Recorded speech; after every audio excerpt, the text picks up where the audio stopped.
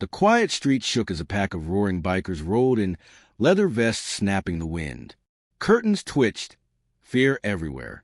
Then a tiny girl stepped forward, clutching a cardboard sign. For sale. Her voice cracked, brave and broken. "Buy my bike, sir. Mommy hasn't eaten in 2 days." The men slowed, until one noticed a pale woman under a tree, and anger lit his eyes.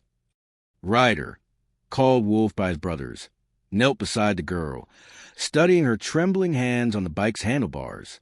"What's your name, sweetheart?" he asked, voice softer than his rugged face. "Isla," she whispered. "My mom is Zara. She used to work at Mr. Halden's food company." Ryder's jaw tightened as Isla explained how Zara begged to keep her job just a little longer, but Halden laughed, calling her nobody. Since then, sickness and hunger had crushed Zara's strength, and pride kept her silent. Isla sold the only thing she loved because love was louder than shame. Ryder stood slowly, rage simmering under his calm. His brothers, Tank, Viper, and Mason, watched, sensing the storm rising in him. He placed a thick roll of cash into Isla's palm. "Keep your bike," he said. "This is for food and for hope." Isla's eyes widened in disbelief, but Ryder wasn't finished. He looked past her, toward the weak mother under the tree, then back at his men. "We're not riding away," he growled. "Not today." Engines roared again, not with chaos, but with purpose. And somewhere deep inside that greedy CEO's shining world, justice was already starting its ride. The bikers tore through town like a storm with direction.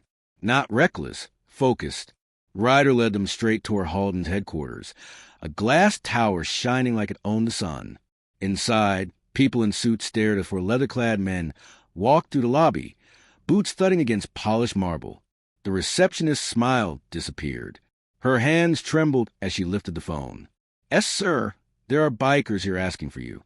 Ryder didn't raise his voice. He didn't need to. His silence carried more weight than any threat. Halden's office sat behind a wall of glass, decorated with awards, framed magazine covers, and pictures of him shaking hands with politicians. The kind of man who looked generous in public and ruthless in private. When Halden saw them, he smirked like they were entertainment. "This is a business building," he said, leaning back in his chair.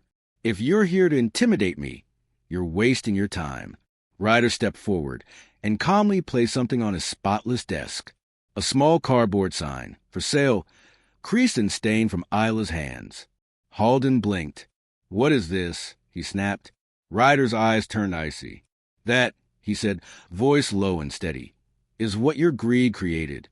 He described the little girl on the sidewalk, the pink bike, the trembling voice, the mother under the tree, too weak to stand. Halden's smirk faltered, but he tried to hide it behind arrogance. "People get laid off every day," he said with a shrug. "It's not personal." Tank leaned forward, towering over the desk. It became personal when a child had to sell her childhood to keep her mother alive. Halden's throat bobbed as he swallowed. He glanced toward the glass wall, realizing the entire office floor had gone silent. Employees watched from cubicles. Even the security guard hesitated, unsure who the real danger was, these bikers or the man behind the desk. Ryder leaned closer, quiet but sharp.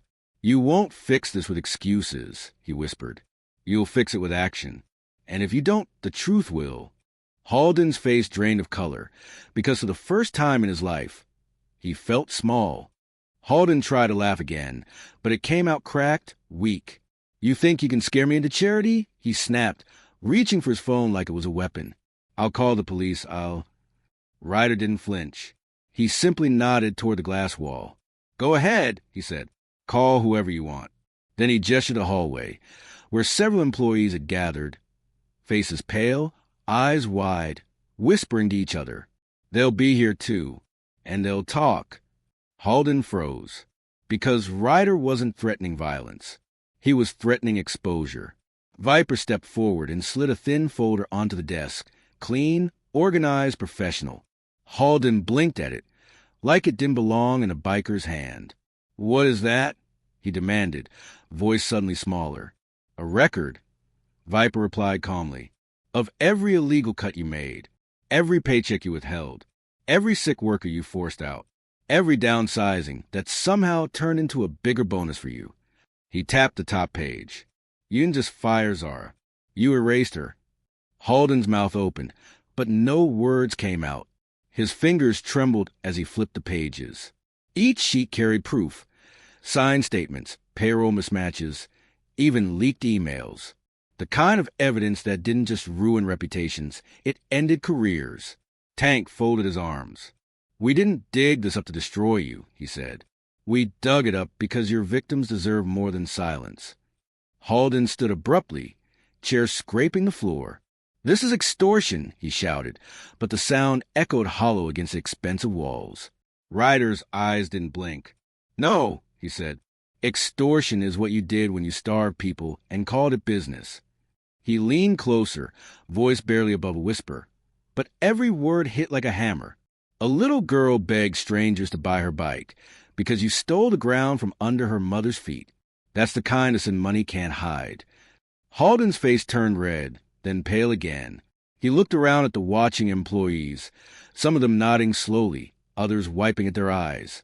He realized the room had shifted. His power, built on fear, was cracking. Ryder straightened. Here's what happens next, he said.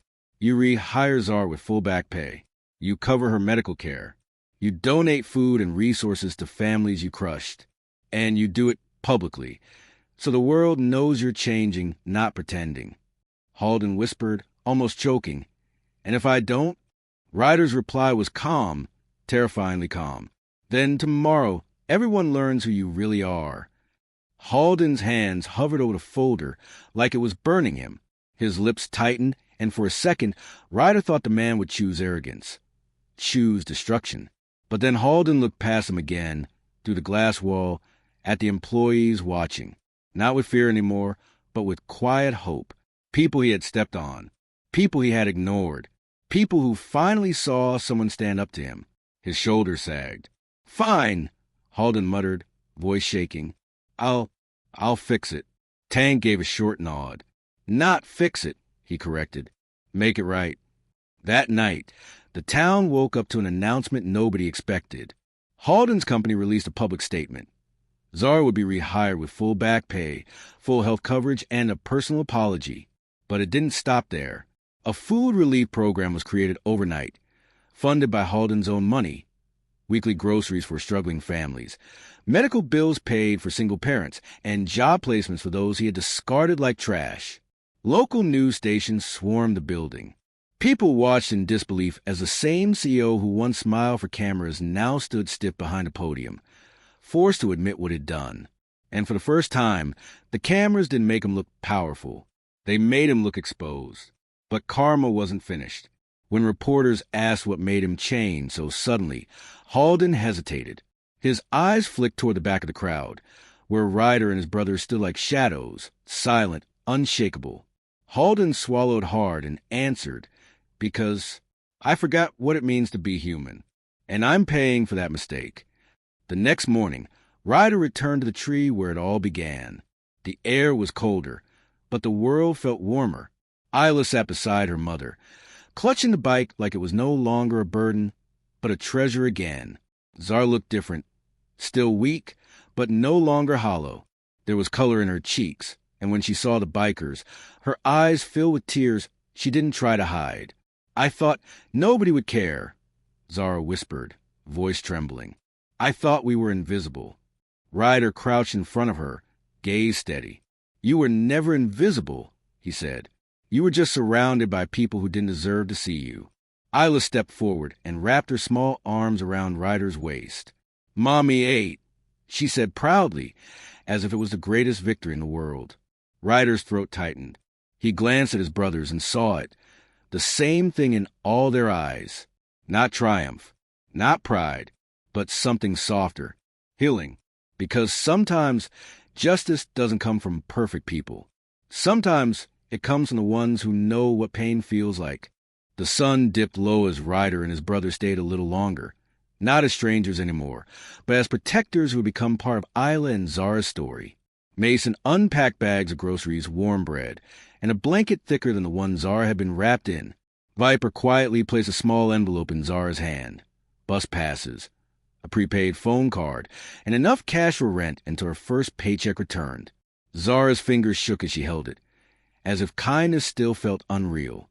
"You don't have to do all this," she whispered, eyes glistening. Ryder stood beside her, looking down the street where the world had almost swallowed him whole. "We do," he said simply, "because someone once walked past us too."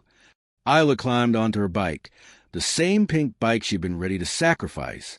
She pedaled in little circles, laughing, a sound so pure it made even Tank smile. That laugh didn't just fill the air, it repaired it. Neighbors stepped out from behind curtains now, not with fear, but curiosity. Some brought food, others offered spare clothes. A woman down the road asked Zara if she needed help finding childcare. A man offered to drive her to her first day back at work. The street that once watched silently finally moved, and then came the final twist. A black sedan rolled slowly down the road and stopped. Halden stepped out, no camera crew, no polished smile. He looked smaller without his office, without his glass walls. His expensive coat couldn't hide his guilt. He approached Zara carefully, holding a paper bag. His voice barely carried. "I brought soup," he said.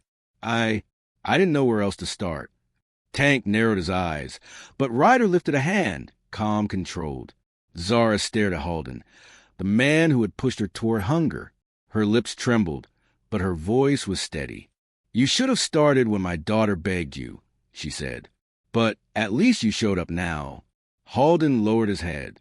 "I was wrong," he admitted, "and I'm not asking to be forgiven. I'm asking to be better." Isla rolled up on her bike and looked at him curiously. "Are you the man who made Mommy cry?" she asked, innocent but sharp. Halden swallowed hard. "Yes," he whispered. "I am." Isla didn't yell. She didn't insult him. She simply said, "Then don't do that anymore, because crying makes people hungry." That child sentence hit harder than any punch. Halden's eyes watered, and he nodded like he finally understood. As the bikers mounted their Harleys, Ryder looked back one last time. Zara stood taller. Isla smiled wider. And even Halden looked changed, not saved, but shaken into truth. The engines roared and faded into the sunset, leaving behind something stronger than fear. Respect.